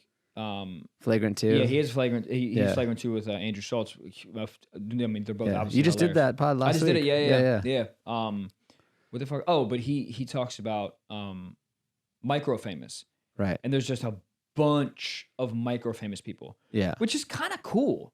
Like, Yeah, it's kind of like David Hasselhoff when he would be like, he couldn't walk the street in Germany, but here we're just like, all right. Yeah. Dude, it's the same thing. I mean, like, I've walked around with Trevor a bunch. Yeah. And Trevor he's micro famous, right? Yeah. And he's famous to people that know him. Right. So we walk into an In-N-Out. Yeah. And it's bananas. Yeah. But then, we walk, pick a place. It doesn't matter. Nobody knows him. Yeah. I mean, I was telling you a Comedy Bunker because we have a lot of people there in the, I said 20 to 30 range who come, and they were like, couldn't believe that Trevor was there. They were like losing their minds. Yeah. Yeah. Yeah. And, but yeah, that's also the funny thing about like what we do, right? We're surrounded by people that are just our peers. Yeah. And some of them are really good friends. Yeah. Like I'm like really good friends with Schultz. Yeah. I fucking start stand up with this dude, step on that guy's couch a million times. Like we're homies. Yeah. And people because he talks about you a lot in the pod. Yeah. And people look at him like a god. Yeah. I mean, he's the new business model for stand up. Yeah. I mean, dude, he changed. Akash and I talked about this. It's like Schultz told us way back in the day he's going to change comedy. Yeah. And he did. That's crazy. Back in the day, was it was it through jokes back in the day, or was he always had this kind of media bend to be kind of Jokes. Like, It was the idea of changing comedy, and I think back in the day it was I'm gonna be so dope that I'm gonna change comedy with my comedy. right? I don't think he ever thought that he would have to put his comedy through this like social media Lens, yeah. so then people could realize how funny he is. Right. But somewhere along the way, I mean, he's talked about it a bunch. Yeah, He did the special, no one bought it, so he cut it up and took like the music model and cut it up, and then that shit started catching, Right. and now everybody does. Everyone's doing it. And that's another thing too. It's interesting. Is clipping, is this late to clip? Is it early in clipping? It's hard. That one's, I think, even more mysterious, and we're not going to know. We'll probably look back in a couple years and be like, wow, we thought it was too late to clip. Like, we weren't even started yet. This is my whole thinking about being early or late on some shit, right? There are how many people in the world? 8 billion? 9 billion? You're never late on anything. There are too many people. There are too many people. Right. You're never late. And also I have a problem, and I think we all do. You're never late. You're never late. Yeah. What you need how many people to fuck with you to make a good living? 10,000? Yeah. You have 10,000 people. That's an army that fucks with you, that wants to go to all your shows, that wants to buy your merch, that listens to your podcast. 10,000 true fans or whatever. Yeah. That's a living. Yeah. You can't get 10,000 people.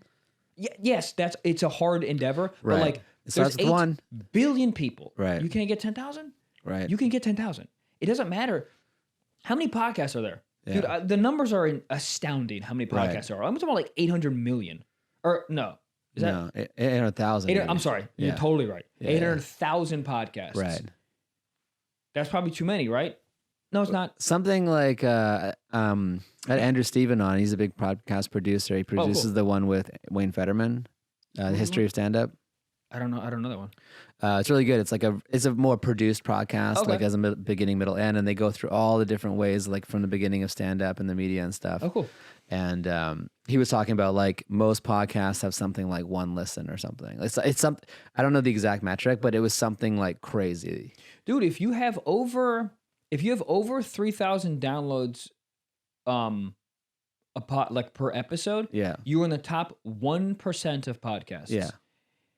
That's crazy. Yeah. But that's also a lot in the podcast. Because like, what's the most downloaded podcast? Probably Rogan. Rogan, yeah, it's not even close. And what do you think he is an episode? Like 1 million? How many downloads?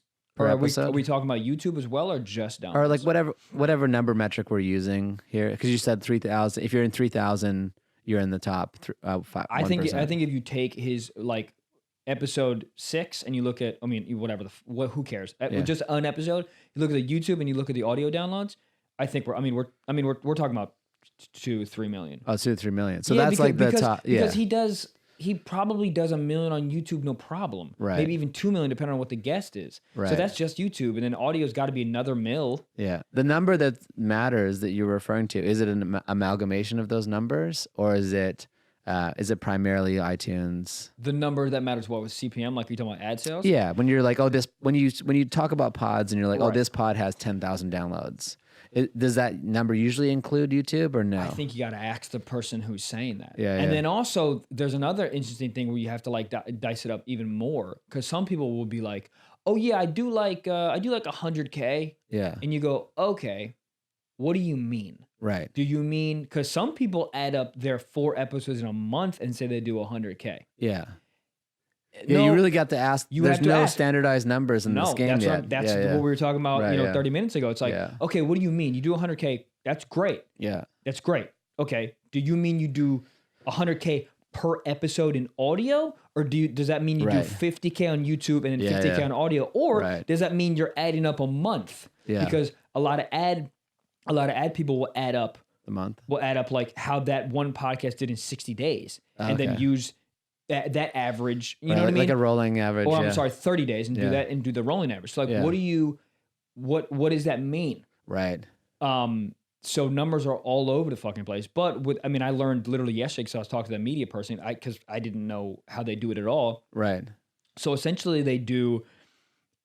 what they do is they, like, an ad person will look at how your podcast has done in the last 30 days, I think it is. I think it's 30 days, right? And they add up all of those downloads after 30 days, right? So say it's like 20K, right? Yeah. And they go to the ad person, they go, okay, so it's 20K, and then the person buys the ads based on 20K. So even if that ad that they put on for episode 50 does 150K, they bought the They're ads locked at in. 20. Yeah. So it's not. So What if it dips? It doesn't matter. They still bought it. They bought it at 20. Okay. And because I didn't know that, I thought it was like a running thing, and they give you money at the end of like a month or something. How many? No, it's they go. This. I'm sure someone's gonna figure that out. That's a lot of work, but I'm sure once it gets streamlined, you'll just like in your podcast account, your hosting platform, they'll just be like, you have this many ads, it means this many views, which means this many dollars. So I'm sure they'll get the math like that one day. Like, we also 100%. We also asked. Well, the dude said he put it to us like this. He was like, we do it this way because it's essentially like if you go get gas, at $5 a gallon, and you're driving around, and then love this. And then 4 days later, Exxon calls you, goes, listen, it's actually $5.60. Yeah. So we're gonna need another $8, and you're like, I already have the gas. Yeah. What are you talking about? Right. You know what I mean? And like that, so I was like, oh, that makes, the way he explained it, I was like, that makes sense. But then when you re-up with them, the numbers change and you lock in a new rate. Yes. I mean, but I mean, I'm sure it could all be different, right? I'm sure it could be like, okay, Casper Mattress is like, okay, cool. So we're going to be locked in at this 20K download rate, and we're going to be with you for 2 months. Right. So if the podcast grows, and I think, you know what's funny, man? I think if I was Casper Mattress, I would try to get in on someone, because like our podcast is growing at a pretty good clip, right? So I would look at that growth and be like, okay, I'm gonna get in now, lock it in for 3 months. So I'm assuming that it's gonna continue to grow. So I'm gonna lock in at 20K downloads, but I know in 2 months it'll be 60K. Right. So I'll be paying the 20K download rate for 60 in 2 months. Yeah. Like the one thing is interesting about companies is that like there was this music publisher that was trying to sign this one artist. Okay. And they love the artist. I'm so sorry, man. What's a music publisher? Music publisher is like they sign them based on their writing. Okay. So they sign the artist, but there's two sides of a sale, so to speak. There's the master owner, that's the person who owns the physical recording. So that's usually the label, and the publisher owns the rights to the writing, so the composition. So, but just the words, or just like the music too? Words and music. Okay. Yeah. But the long and short of it is the publisher really wanted to sign this one artist, believed in them, thought they were going to make a lot of money, but they didn't sign them, and because they would rather pay more when it's a sure thing than get them for like 10 cents on the dollar now. And I found that so interesting. They're like, yeah, we'd rather do it when it's at this level. So they're like really, they don't fuck with risk. Sometimes they don't want to, they would rather come in, know that you're at 100K downloads and pay then than like try to be like, guess the future. Curve. Yeah. Because sometimes depending on the model of the company, they operate more as a bank. So they have the money. This is the return they want in their investment, and that's what they want. They're not in the speculation game. Some publishers are, some aren't. But I just found that really interesting. Isn't this all a bank? Isn't this whole the movie industry is definitely a bank? The TV industry is definitely a bank. I think it's become more and more bank-like because the things they bet on are so big, like Marvel movies and this. Like the things they need to move the needle get bigger and bigger. So when you start, like if you're a small label or a small artist and everything is like this investment, you're racking up credit card debt. You're betting like $1,000 because one day you might make $1 million. Right. But when you get so big, you start to bet $1 million, so you make 1.2. Right. And the game changes, you know? Right. Yeah, that like risk thing is so interesting in the movie business now. Yeah. It's like they're not, I mean, that's why no one uses their own money in Hollywood. That's like the rule number one. Once you've made it, because you only need to strike oil once and you're set for life. That's why like Quentin Tarantino's not going to put his own money into a movie. No. Why would you do that? Get someone else. In case it goes busted, you get your cut. Does he, Yeah, I mean, that's got to be like, I've never, I mean, obviously I've never had to deal with that, but I was just thinking like the feeling of creating something incredible. Yeah. And then everybody fucks with it. And you're the dude. Holy shit. You made Pulp Fiction, bro? Yeah. Oh my God. You are a fucking genius. And then 6-7 months later, someone looks at you and goes, so what do you got now? And you're like, nothing as good as that. Like, that's got to be such a... I mean, you got to be... or you just have a lot of crazy confidence. Like, all right, if I make Pulp Fiction, I can make something else. But damn. Also, like, his career is so interesting because there was a podcast with, I think it was Roger Avery. Okay. Who's the guy who wrote Pulp Fiction with him. Yep. And so this is like me telling the story about someone else, but he was basically saying like that Quentin had his thing like mapped out, like he wanted how he was going to do his career, like he's going to do this many movies, and I think he's coming up to his 10th movie, and he's going to stop. Yeah, I don't think so. I mean, yeah, he could unretire. I do not think there's something to be said about like saying this is what I'm doing, because it's so hard. It's so easy to get pulled in these other directions. I know. You're like, oh, what about this? And then someone's pulling you over here, and have that focus to know that this is what I'm doing, this is how I'm doing it, and this is how I'm going to get there, and not be pulled in other directions.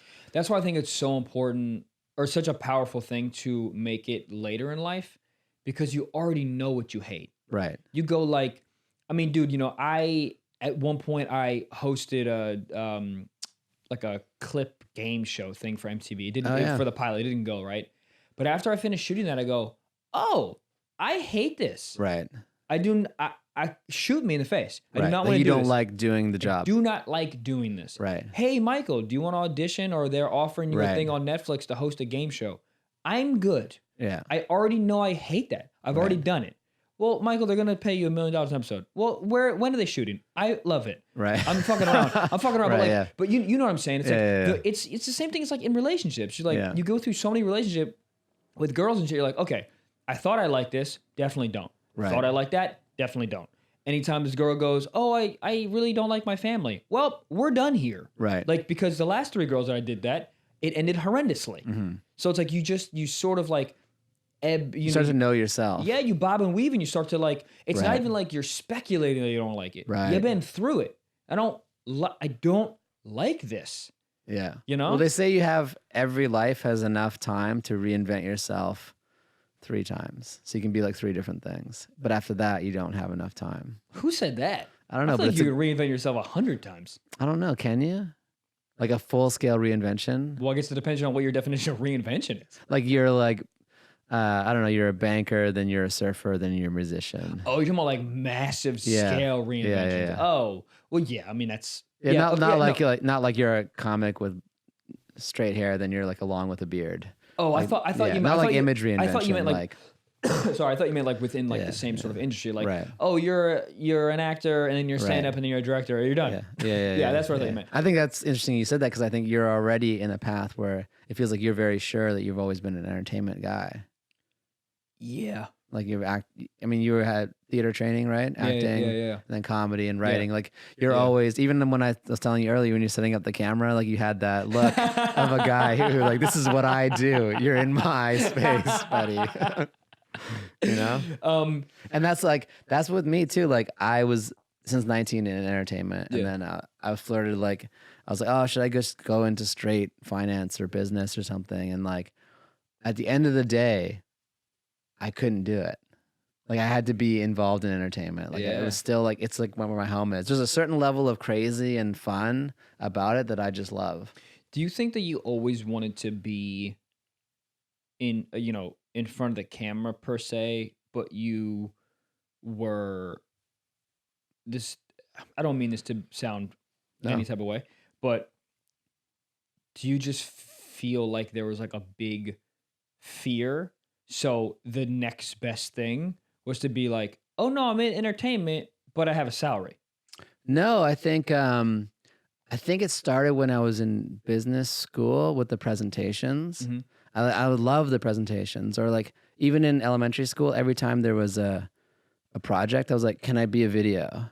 And like, can we animate Legos? Yeah. And I wanted to direct. Like that was my thing. Like I had cameras when I was a kid, and I would to edit VCR, Oh, cool. make movies. So I think that, and then when I got into music, it was a lot of the things I liked about directing, but it was like on the production side. Right. So I don't think it was like that. I think a lot of people are kind of surprised that I'm doing comedy.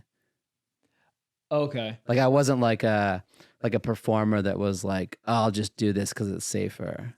I think I grew into wanting to do it, if that makes sense. So you were always comfortable being like behind the Absolutely, camera. yeah, yeah. Like that's I what was you in were- music. I never wanted to sing or rap or like Right, be that. right, yeah, right. yeah, I want yeah. to make a movie. I don't want to be the actor or whatever. Right. I wanted to make art, but I think it wasn't until stand up where I was like, oh, this is a kind of art that like assembles all the different things I've done my whole life. How did you? And I'm sure you said this on this podcast, but I wasn't here, so Yeah. I want you to say it again. I don't know how you got into it. People always told me I should do it. Why? And they're like, I don't know. People do that. Like, oh, you're funny. You should do stand I'm up. just fucking. This guy. And then when I lived in New York, You didn't say this guy. yeah.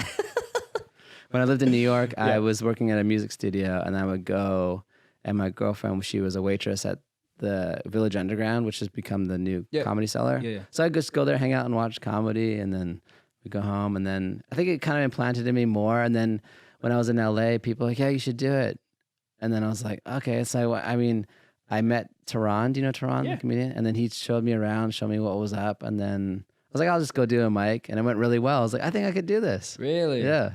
And I mean, I used to do songwriting, so it's like a similar brain. Mm-hmm. It's like you edit, you take out words. And then once you do it once and it goes well, you're like, oh, okay. It's, I mean, what they say, it's heavy drugs. I think Seinfeld said that. Like, There's nothing better than. there's nothing. And then you're like, whoa, I can control everything. And then the same with the podcast. Because with music, it was so like, oh, I do this part, oh, it never comes out. Or like, you do, it's gone. Same with acting, I'm sure. Yeah. And it's just like so much control. I love it. Yeah. Because you're producing yourself. And it's much harder when it's yourself because you got to watch yourself and be like, oh, look, I moved my arm weird. And like, oh, my hair is fun. Yeah. But if you can get past that, it's really powerful. Dude, it's the best. It's the best. And the funny thing is, it's not even close. Mm-hmm. I haven't done everything, but fuck everything else. Yeah. It's not even close. Oh, rock climbing. No. Yeah, but I don't have any ropes. No. Right. It's not. Yeah. You can't, it's one of those things you cannot explain to somebody that has never done it. Right. And it's the way I describe it, I'm like, it is the best thing in the entire world. And simultaneously, it's the worst thing in the entire world. Yeah. But that's what makes it the best thing. Right. Because it can go horrendous. But if you knew it was going to be perfect every time, I don't think it would be as good. There's that like thing like, oh, this could all go wrong. They could hate this. They could absolutely hate this. Right. They could open. I'll write a set list, man, and I have such trouble figuring out what I want to start with. Yeah. And even if, let's say, 20 sets in a row, Mm-hmm. I pick the same thing, right? Right.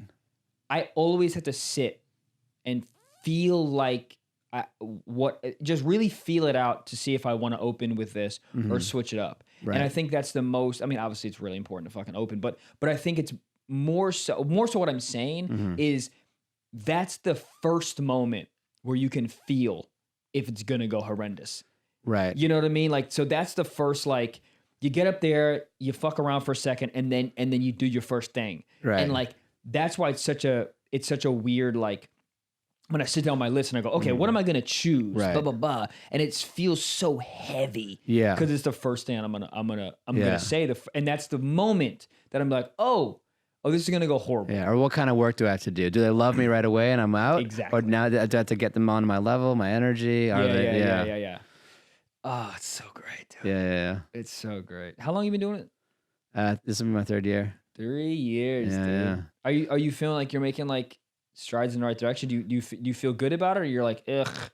I mean, I think there's always choices you have to make that are kind of challenging to be like, oh, like if I'm really 100% honest with myself, what the biggest barrier is I'm not writing enough. Right. And it's actually I want to get to this in a minute, like how you spend your time is just like, if I don't write first thing in the morning, just the day will escape. I got to edit the pod or I got to post. And then the whole day, and then you don't have the same like at least I don't have the right mindset to like really be creative. So like that's my biggest hurdle is like I just need to write more. Right. And when I write more and because I feel like I have material that works, but I don't want to keep doing that for the next year and only have like another minute or two, or you're like gonna kill yourself. Exactly. Yeah. So like I'm trying to set goals like we talked about. It was in the car, right? Yeah. Like either 5 minutes a month or like whatever it is to make sure you're really pushing yourself with new material. Right. Yeah. And it's also interesting, and I do it with my buddy Daniel Weingarten when we talk about goals, and I do it with my other buddy Rob King, New York, great actor and great improver. But I talk to both of them about goals sometimes, and I always say, "This is what I want to do. Hold me accountable." Yeah. And right. then- You got to publicly state the goal. Yeah, hold me accountable, and then he tells me his goal, and I hold him accountable. Right. And it's good. It's good because it's not you holding yourself accountable, which is also powerful. But it's also like someone else will text you and be like, "So have you edited those 3 clips that you fucking told me you're gonna do? You piece of shit." And you're like, "Oh no, dude. Okay, it's like, fine. hey. Yeah. But it's like you got to pick people who would actually do that with you, Right. And you know what I mean? Yeah, and hold you accountable. And hold you accountable. Yeah. And it's dude. You know, so this is the first thing when you start stand up. It's like you got to surround yourself by people who are heavily motivated and will, and because that is the accountability. Yeah. It's like you talk to them on the phone and you're like, "What'd you do?" "Oh, well, last night I did 6 open mics. Right. And I wrote 3 new bits. One of them sucks, but this other one about snakes is going to be fire." Yeah, and then you're sitting there in your underwear and it's 12:30 and you have Cheerios on the ground and you're like, "What am I doing?" Yeah. Get out of the house. You need people to do that. And that's Right. why, I mean, I tell all these young comics, I'm like, bro, obviously get on stage. Nothing can supplement get on stage. Yeah. But you need to find people who are funnier than you and who are motivated. Right. And then just hang out with them. Yeah. Because that's the only way. You hang out with a bunch of unfunny people who are unmotivated, you will do that. You'll do Well, one. you become like your group. Yeah. That's like the house shapes you more than you shape the house. 100%, dude. It's like when you watch basketball and you know, the Lakers are playing the fucking iron Hornets, sharpens iron. Yeah. And it's like, why are they, what? Yeah. LeBron's sucking. It's like, yeah, he's playing bullshit. Yeah. How do you spend your time during the day? Like, what's it like, or what's your ideal day? So Michael wakes up.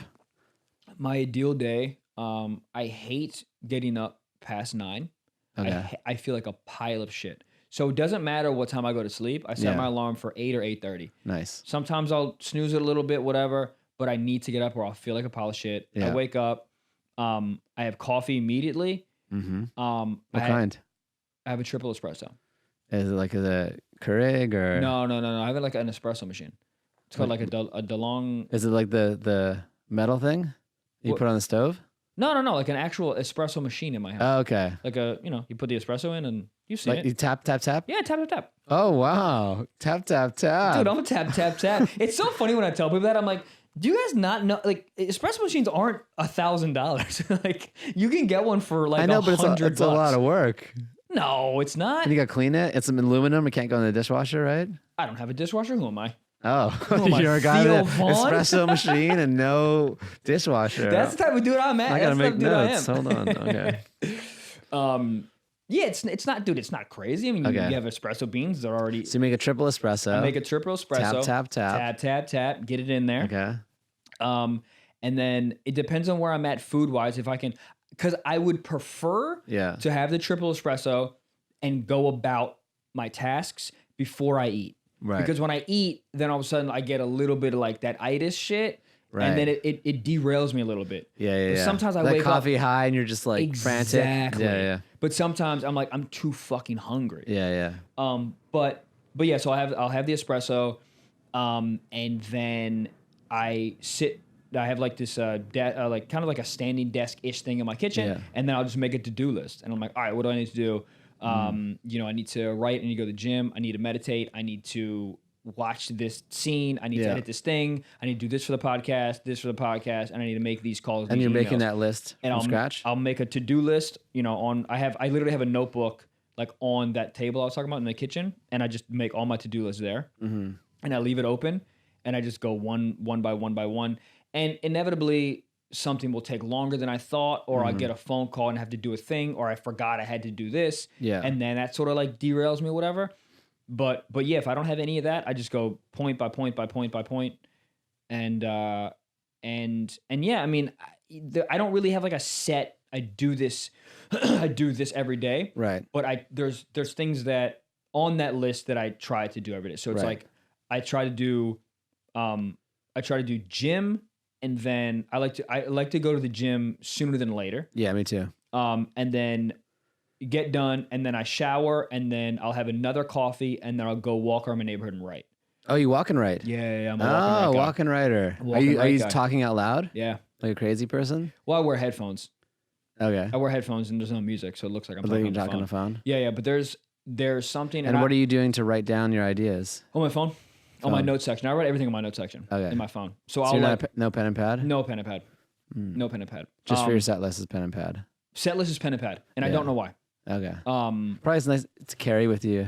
It's also easier when it's like on the stool as opposed to on my phone, because then it's like you do a bit, you look down, and you gotta like unlock your phone and find the set list. Just like and it looks like you're looking at your phone. Yeah, and it's like put it down, and so I can just look. But I'm a huge walk and write guy, and I push that on everybody. I feel like it's the closest you can get because you're moving. Right. It's like the closest I can get to feeling sort of I'm on stage. You're on the stage of the world. Hey, your like heart rate's up and you're moving, and so I'll look through my phone and be like, all right, this is a new idea I want to work on. And then I start just like saying it. Right. And then I'll walk around saying it, and inevitably I'll like riff a thing that I don't have written down. Yeah. And so I'll go on that a little bit as I'll riff, and I'm like, okay, I like that. I'll stop, write it down on my phone, and then I'll start from the top of it. So I'm like, I'm rehearsing bits, but I'm writing as I'm rehearsing. Right. If that makes sense. Yeah. No, I think I told you in the car, my best bits were all because I was walking around and saying them and recording them and listening back. Yep. Like, I mean, they started on paper for me, but they developed into like what they are and being funny through trying to like be as close to being on stage as possible. Yeah.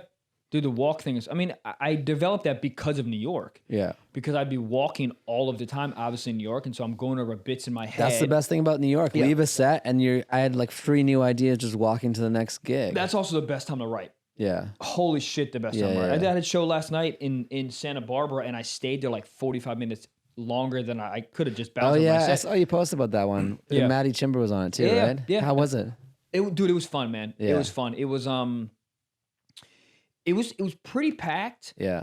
And there was it was a crowd where they would really get on board. Yeah. And then really get off board. Like start, stop laughing, or they just like not on board with what you're talking about? Yeah, I mean, they would pick and choose. Yeah. You know what I mean? And it wasn't like start, stop. It was like applause break. And then it was like, oh, we don't fuck with this first section. And then you'd think they were like just off board on the bit. Yeah. And then you hit tag and it would explode the room. And you're like, oh, you're paying attention. Yeah. You just know what you like. Right. Which I love crowds like that. Yeah. I'm like, because it's not. That was the Comedy Bunker last night. Yeah. It was a paying attention, polite crowd. Yeah. And you had to wind them up and then they would give it to you. But they would explode, yeah. But that's always like, I've said it a bunch of times on stage. I go, I appreciate your honesty. Yeah. I don't want you to laugh. I don't want you to courtesy laugh. And I also don't want you to not pay attention. Right. Pay attention. Laugh. I'd rather like funny. Quiet paying attention than like talking. On their phone or eating chips and not looking. Right. But yeah, dude, that's the best time for me to write. Yeah. Is walking around, but also like after sets. Because again, you're trying to get as close as you can to feeling as if you're on stage. Right. And right when you come off stage, your juices are going, you're in the moment, you're like, you just done stand-up, so your body's still in that mode. Right. So if you get in front of your phone then, you like think about a bit, and even if a bit you didn't even do on stage. Yeah. I mean, I'm working on this new bit about like my breakup and how people are always like, oh, there's a fish in the sea, and like how I'm just making fun of like people's like shitty advice. Right. And I just looked at my phone and saw that bit, and I just started writing. Yeah. And I came up with I literally came up with like 3 different new levels. Right. Because my brain is just like thinking in stand up. Yeah. And in a way, like when you're talking it out loud, it's like you've already done it once. Yeah. So then you're just it's left the theoretical into the actual, even if it's shit at the time. It's gone to a place where it's been performed. 100%, dude. And I think I got sort of that because I'm walking around my neighborhood and I'm writing, but I'm also rehearsing. I'm Yeah. also literally memorizing and going over bits. Yeah. And I think that's just from my like acting background. It's like, Right. that's how I used to memorize lines. Yeah. It's like I would get, 9 pages of sides and I would just walk around Harlem learning it. And I found that like when I'm moving, I can think of different choices. Right. And I can also memorize it better. Yeah. So then when I started stand up, it's like that's what I did. Yeah. Oh, memorizing lines, bro. That's hard stuff. It is if you don't do it all the time. Right. It's just like everything else, man. Yeah, If you do it all the time, dude, like there were certain pilot seasons, like pilot seasons that I went out a bunch. Yeah. And you just get good at it. You just get good at like, you look at a script, you can understand like, and there's different muscles, right? So you can understand like what the script is calling for, but then you can also understand like what the audition is calling for. Right. Why they chose these sides. Yeah. What do they want to see? Yeah. Or you can kind of like pick and choose. Right. And then you can also be like, all right, what do they want to see? Okay, cool. That's what everyone's going to do. Yeah. So what am I going to do to throw them to be like, for them to be like, oh, fuck. Right. I did not, the motherfucker did a backflip? Right. I mean, that was okay.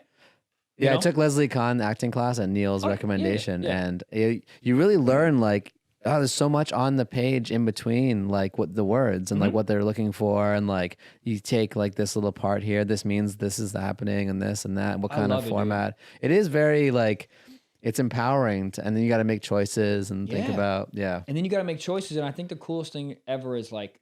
That's why I like directing so much. I like directing performance way more than I actually like directing for like,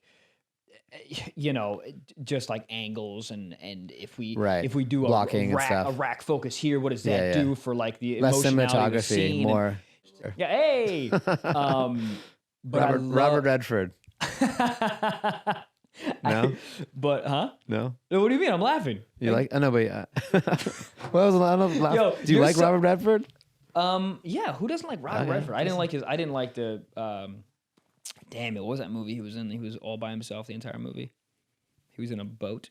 A boat? I don't know. Yeah, it doesn't matter. Yeah. Fuck what I was saying. Oh, but that's the most fun I think is trying to figure out what everyone else is gonna do. Right. Be like, all right, where does my brain go first? Right. Okay, I'm not gonna do that. Because everyone's brain's gonna go there. Yeah. Then you're like, all right, what if I just kneel here? Right. Why wouldn't I kneel here? And then you justify that action. Yeah. And then you're like, oh, that's kind of a sick justification. And then you do that. And then in the room, they have this weird like, oh, fuck. Yeah. You know what I mean? They'll remember you. Oh, God, I love that shit. Yeah. Fuck. Fuck. Yeah. It's like that. It's like the thing in poker. Like they say, like the game doesn't start when you get to the table. It starts when you wake up in the morning. Ooh. And that's the same for acting, Talk right? to me dirty now. Right? What does that even mean? Well, because poker is like such a mental game. Right. So like if you're not on it when you wake up, like if you're not in the winnings mode, you're not going to get to the table and be ready. Just like audition, if you're not ready before you leave the house, you're not going to get in the room and all of a sudden it's the same thing with stand up. It's like, oh, I have 3 weak premises and I'll just go on stage and figure it out. You're like, you might, but you probably won't if you don't have at least a punch or something. You're not going to figure it out. Yeah. You're not. I mean, some people do. There's some savants out there, but like, dude, those people that are like, I write on stage. I go, listen, you've been doing comedy for 2 years. No, you don't. You don't write on stage, man. But there's some pros that write on stage. Pros, sure. Yeah. But they know how they write. Right. Like I am getting way better at like riffing certain levels or riffing certain things when I'm on stage because I know how I write. Yeah. You know what I mean? I'm not even close to as good as any of those other dudes that were. But you have a foundation. I've seen you act quite a bit. When I see you work on the new stuff, you have such a strong foundation that you're just like adding it in, and you have pathways, but it's still, you can get in and out of it. There's enough structure and like thought behind it. Right. Exactly. There's a path. There's enough structure behind the new bits, and there's also enough structure behind like who I am as a comic. Right. Like how Michael Blaustein would talk about this. Right. You know, because dude, I mean, that's a good point. Even how you bail on bits in a Blaustein way. Yeah. Yeah. Yeah. It's like, and that, I mean, that is one of the most important things. And you know what's funny is like right now I'm like, oh, this is how I do stand up. I'll tell you what, in 5 years, I won't be doing it like this. Yeah. I won't be. Right. I just won't be. You'll grow. I'll grow into something, different. Right. I'm not going to be screaming the whole time. Yeah. In 5 years, this pod will have 1 million views, this episode, because your pod will be so big. Dog. I love Let's set a goal. Yeah. Oh, okay. Yeah. All right. I love that. I think this was great, dude. I feel like we could talk for another 2 hours. Oh, dude, I could talk forever. Do you want to tell people where to find you? Yeah, man. Go on. I'm everywhere social media at Blau Comedy. Yeah. BLAU Comedy. And then also, bro, every Wednesday podcast Stiff Socks. Yep. Co-host Trevor Wallace, and we have Patreon every Friday. So if you want that extra bonus episode, app, get the bonus app. Get the Patreon. Well, Michael, I think we'll do it again. Dude, please. And I'm sure I'll see you soon. Buddy, Thanks for coming, dude. It was awesome. Love you. Peace. All right, later. Bye.